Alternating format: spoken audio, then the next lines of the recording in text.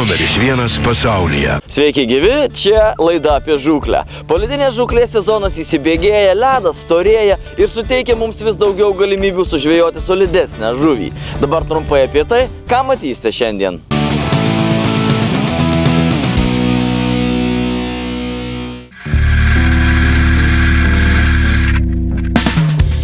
Anksti užšalę vandens telkiniai šiemet mums, meškeriotojams, padovanojo galimybę visą mėnesį iki draudimo pradžios plėšrūnus nuo ledo gaudyti gyvą žuvelę. Šis žūklės būdas, jo technika, įrankiai yra regis paprasti ir visiems puikiai žinomi, tačiau net ir šioje elementarioje žūklės schemoje galima sugalvoti kažką naujo bei įdomaus. Šį kartą laidoje kalbėsime ne tik apie populiariausių įrankių pliusus ir minusus, tačiau jūs supažindinsime ir su savotišku vėliavėlės spiningo hibridu, kuris elementarią plėšrūnų žūklę nuo ledo perkelia į kitą lygį. Pabėgioti ledu nuo vėliavėlės link skritulio, nuo skritulio link savaime žuvį pakirtančios sistemos pakviesime laidoje apie žūklę. Netrukus po reklaminės pertraukos.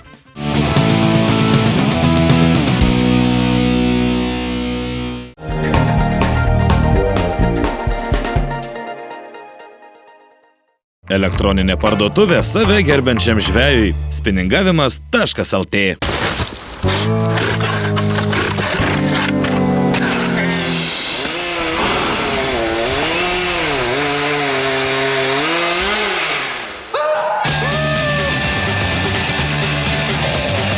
Štil numeris 1 pasaulyje.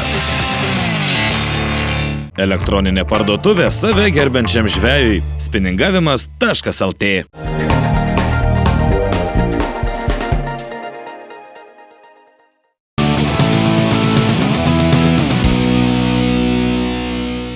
Čia laida apie žūklę. Keletą metų iš eilės neturėjome galimybės pasidžiaugti poledinę žūklę gyvą žuvelę.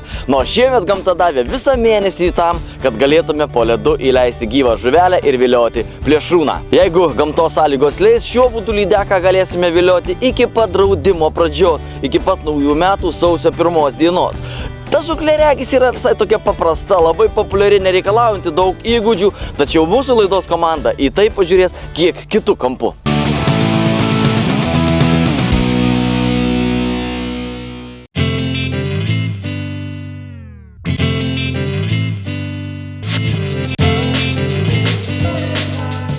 Anokia paslaptis, kad populiariausias ir labiausiai tarp meškeriotojų paplitęs lydekų žūklės būdas žiemą – tai tos vadinamosios vėliavėlės, skrituliai ir galbūt kažkokie kitokie stacionarūs, įmantresnės konstrukcijos įrankiai.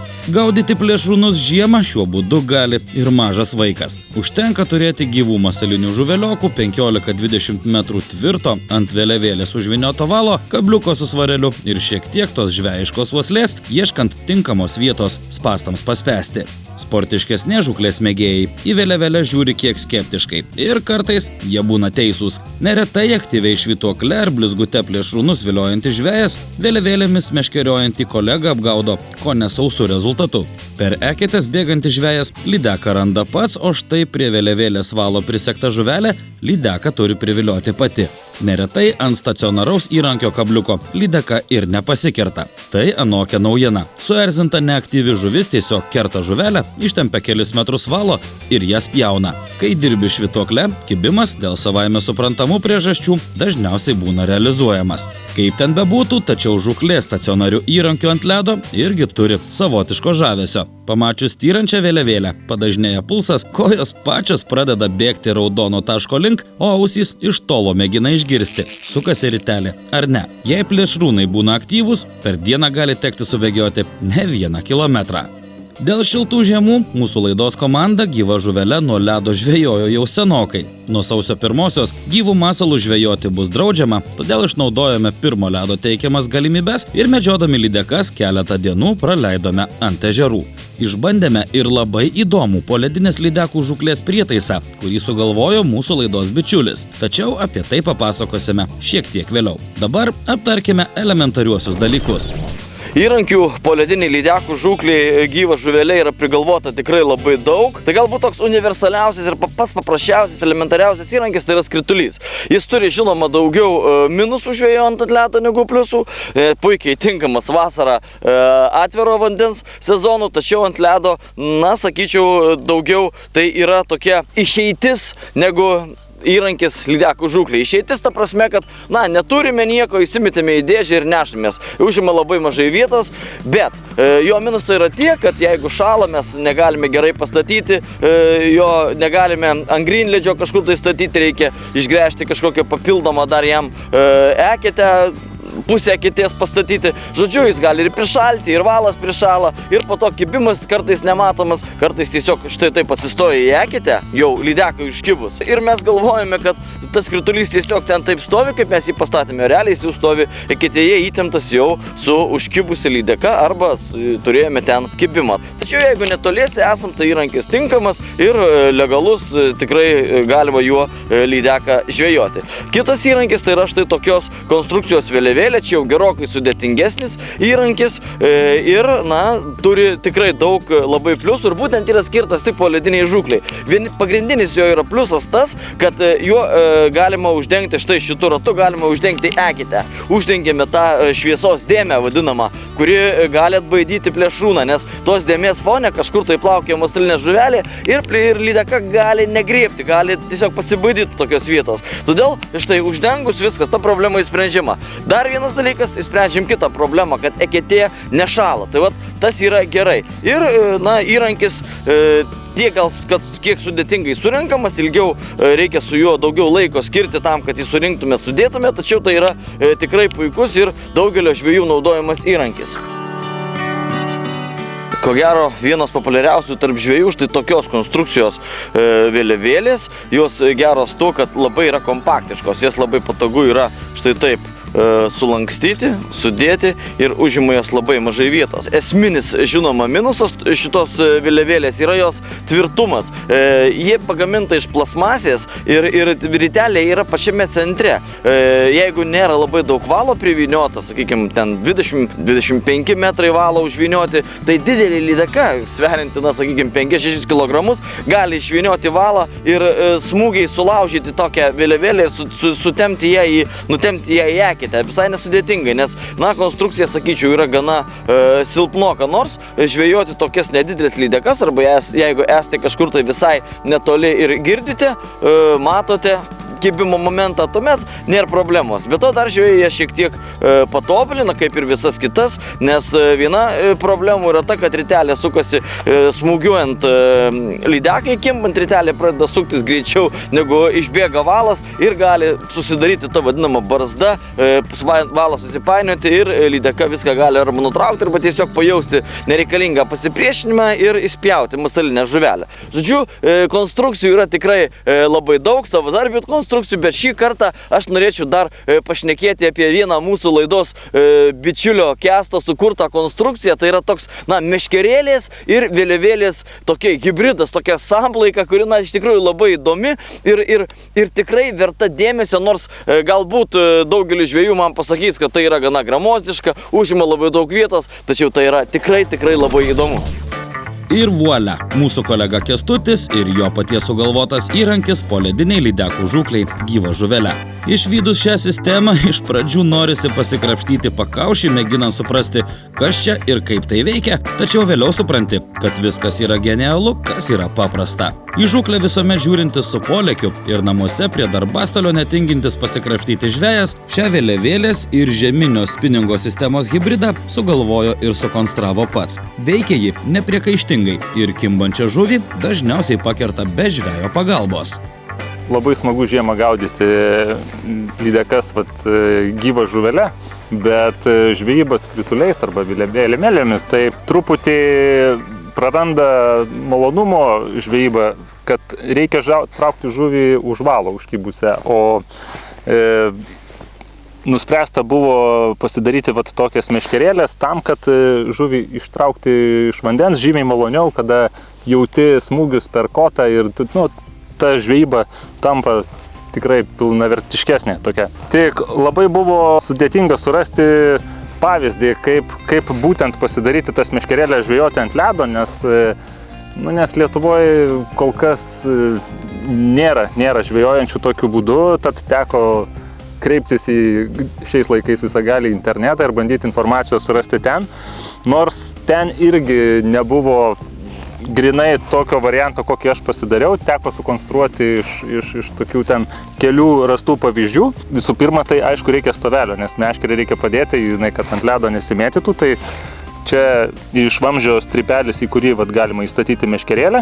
Stovelis, kadangi tai bandomasis variantas buvo padarytas iš lentučių, galbūt būtų galima kažką tai lengvesnio, paprastesnio iš kažkokio aliuminio sugalvoti, bet kol kas yra padaryta taip ir savo funkciją atlieka. Meškerytės, čia jau nieko išrasti nereikėjo, parduotuvėje tiesiog paieškojau ir įsigijau čia lydekų žūklei skirtos žeminės meškerės metro ilgio.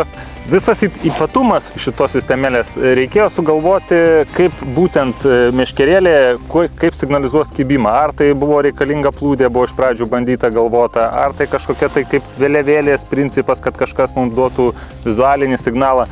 Galiausiai nusižiūrėjau nuo dugninės meškerės, čia internete buvo rastas toksai mechanizmas, kuris užkerta lydeką ir tuo pačiu signalizuoja apie kibimą. Kada mes matom, kad jau nukrito mūsų šitas, vadinkime, šiuo metu bus signalizatorius, meškerėlė atšoko, visa meškerė juda, reiškia, kad jau įvyko kibimas ir yra užkibusi žuvis, reikia mums ją traukti. Reikia atkreipti dėmesį, kad visos šitos sistemėlės gudrybė, tai yra šita plokštelė su dantukais. Ji laiko, užfiksuotas yra meškerės galas, laiko sulenktą meškerę ir tuo pačiu permestas valas per dantukus, kuris timtelėjus žuviai atkabina nuo priekinio žiedelio tą plokštelę ir užkertama žuvis. Jau dabar tokiu atveju būtų signalas, kad pas mus buvo kibimas ir laikas traukti žuvį. Aišku, lydeka čia dar gerokai tą meškerę pajudintų ir vaizdas būtų kur kas geresnis. Apie valą reikėtų paminėti, kad būtų rizikinga palikti užveržtą stabdį pilnai. Nes kas gali žinot, kokia žuvis užkibs ir užkibus galbūt ten 5 ar gali būti ir 10 kg lydeka, maža ką, sulaužys kažką, tai nutrauks valą, todėl stabdį reikėtų palikti, tokį darbiniai padėti, kad jeigu ką, žuvis galėtų pasiimti valą šiek tiek ir tom nerizikuoti, bet nereikėtų palikti atleisto stabdžio, kad žuvis visgi pasikirstų, nes tai yra savaime pasikertanti sistemėlė. Dabar reikėtų tiksliau paaiškinti, kas čia per plokštelė ir kaip jinai veikia. Yra įpjauti grioveliai, kur pirmas griovelis reikalingas tam, kad užkabinti meškerės viršutinį žiedelį galinį, o kiti grioveliai, į kuriuos įsistato valas, tai yra tam, kad sverto principų verčiant plokštelę atsikabina meškerė ir užkimba žuvis. Kuo užkabinsime valą už toliau esančio griovelio, tuo sistemėlė bus jautresnė. Ir tarkim, jeigu mūsų masalas yra stambesnis ir energingesnis, kabiname arčiau. Jeigu maža žuvytė masalinė, galima kabinti toliau ir mūsų sistemėlė bus žymiai jautresnė. Reikėtų atkreipti dėmesį, kad mūsų plokštelė yra pririšta prie valo. Tai yra pagal valo ilgį ir meškerės ilgį mes duodame meškeriai tam tikrą įlinkį ir įtempimą. Ir čia jau pagal meškerės ilgį tiesiog atsikerpam tą valą tokį, kokias mes turim meškerės, ir jeigu meškerė ten trumpesnė, pasidarysim mes trumpesnį tą valą, jeigu meškerė bus mūsų didesnė, bus didesnė. Čia jau žiūrim pagal meškerę grinai tiek, kiek mes norime, kad jinai būtų išlenkta. Plus, kadangi plokštelė pririšta, tai mes jos niekad nepamesim ir niekur jinai nedings. Po kibimo jinai šalia guli meškerės, o meškerė jau visiškai laisva, prie nieko nepririšta, imam į rankas ir traukiam žuvį, jinai atskira nuo visos sistemos ir stovelio. Tiesiog su meškerė mėgaujamės žuvies traukimu. Na, o kaip reikia šios sistemėlės malonumais mėgautis, Kęstas parodė greitai. Ko gero, tokio nuotykio žūklėje dar nesame matę. Užkibusi lydeka atitrūko, patraukiant žuvelę lauk, ji vėl atakavo ir dar kartą gavo per dantis. Jei ne grynledis, kuris mums leido įvykius stebėti lyg per televizorių, žuvies gal ir nebūtume matę.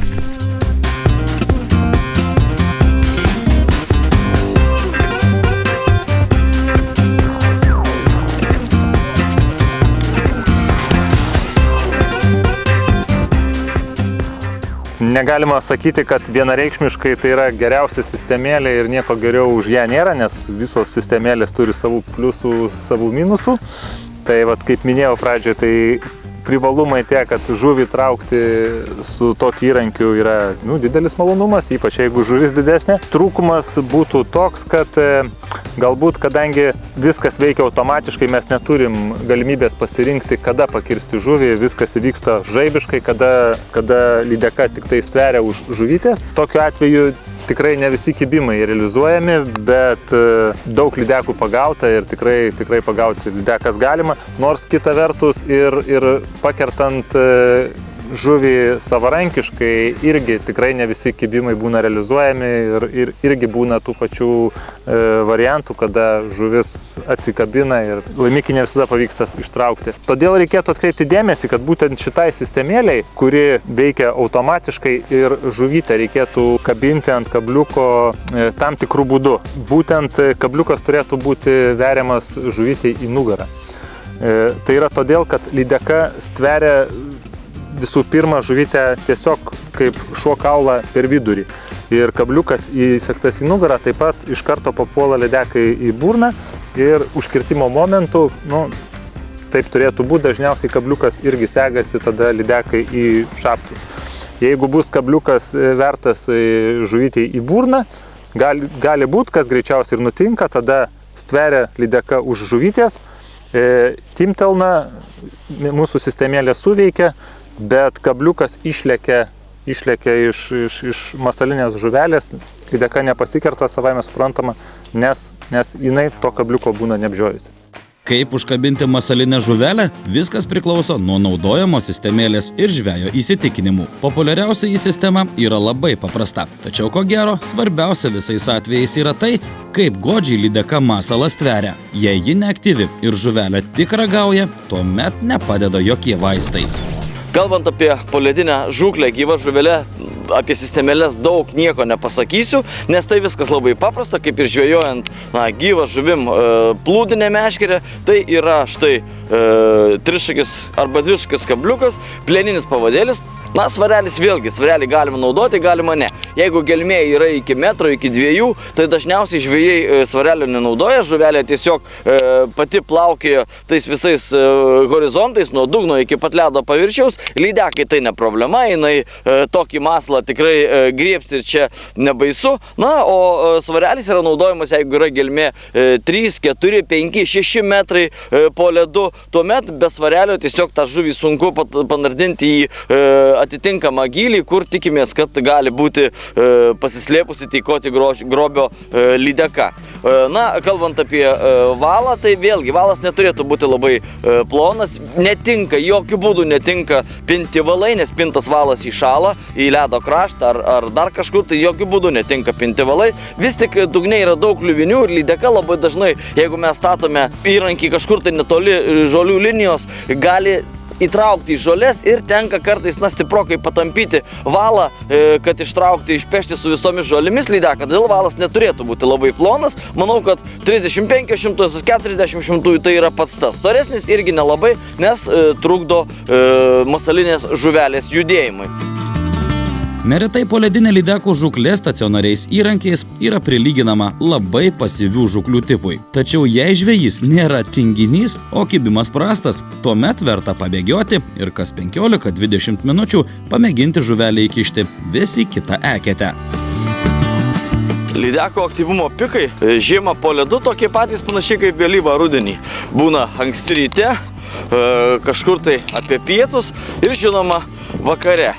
Todėl kartais jeigu vietos yra tikrai perspektyvios žūklės, galbūt neverta perstatinėti tų vėliavėlių, perkeldinėti iš vienos vietos į kitą. Tačiau kartais tokia taktika suveikia, kuomet aktyvumo žuvies nėra, lydeka neplaukioja, bet ji gali maitintis, ji nori maitintis, tuomet tai reikia pernešti įrankius. Nelaukti, kol lydeka pati suras tavo masalą, o tiesiog ieškoti lydekos.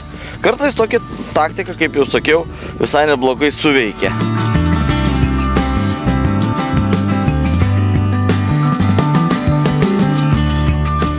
Išrikiavus įrankius ant ledo, labai arti jų stypsoti neverta. Geriau pasitraukti kiek tolėliau, gaudyti masalinės žuveles ties švendrėmis ir stebėti, kadagi suveiks sunkioji artilerija.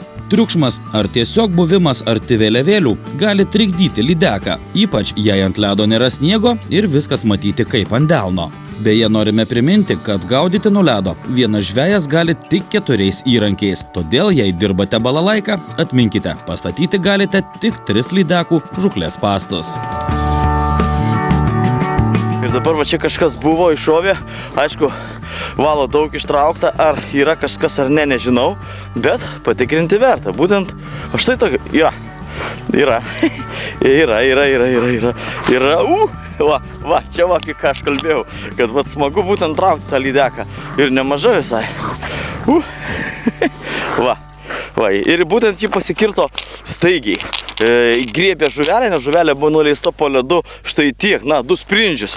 Ir jinai griebė ir iš karto kirto ir pasikirto, nes turėjome kibimą ant kitos tradicinės vėliavėlės varianto ir ten buvo bėda, nes lydeka nutraukė, nutempė ir įspjovė gyvą žuvelę. Viskas, žuvies nėra. O čia jinai tai griebė ir iš karto bum ir pasikirto. Ir va štai jums kažkoks tai rezultatas, ne kažkoks, o 1,5 kilogramo svorio plėšrūnė lydeka. Labai dažnai ištraukus lydeką, arba bent jau turėjus kibimą toje eketėje, iškyla klausimas, ar verta toje vietoje vėl įleisti masalinę žuvelę. Žinoma, jeigu tai buvo tik kibimas, didelė tikimybė, kad lydeka sugrįš, netgi jeigu ir nusinešė masalinę žuvelę. Na, o štai jeigu lydeką ištraukėme, vėlgi, vieni žvejai teigia, net ir ichtiologai teigia, kad lydekos vienišės, o narai dažnai pasakoja, kad matė lydekas būryje po 5-6 panašaus dydžio, todėl, sunku pasakyti. Labai dažnai tiesiog verta įleisti, vėlgi palaukti galbūt neilgai, 15-20 minučių. Jeigu toje vietoje kibimo nėra, tuomet galima ieškoti kitos vietos, kur gali tūnoti plėšikė pasislėpus.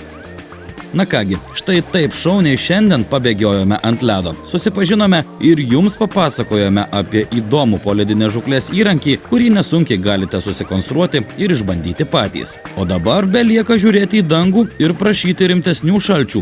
Žiema regis įžengė su trenksmu, tačiau užmiršo uždaryti duris ir sinoptikai pranašauja ilgą atlydį. Kaip čia bus, parodys laikas. Tačiau mes tikrai sugalvosime, ką nuveikti.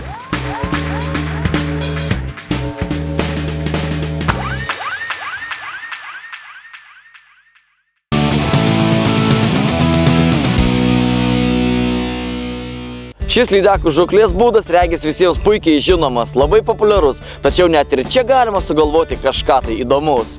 Na, toliau laidoje trofėjinio laimikio konkursas.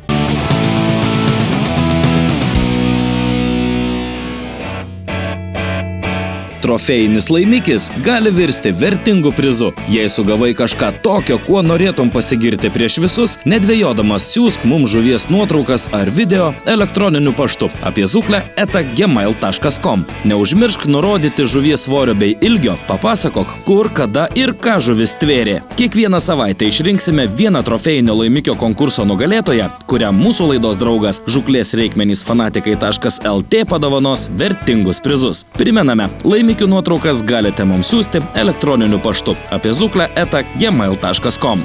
Panašu, kad praėjusią savaitę ne visi drįso lipti ant ledo ir nors laimikių nuotraukų nesulaukėme daug, tačiau parodyti turime ką. Šįsyk nugalėtojų skelbėme žvejį Richardą, kuris gyvą žuvelę Suvalkijoje ant pirmojo ledo sumedžiojo 11 kg 430 g lydeką. Sveikiname, jums atitenka mūsų laidos draugų fanatikai.lt įsteigtas prizas. Atminkite, jei ir jums pavyko sužvejoti kažką įspūdingo, mes visada laukiame laimikių nuotraukų ar vaizdo įrašų.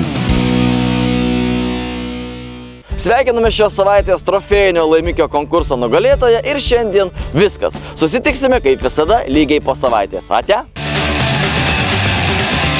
Štil numeris 1 pasaulyje.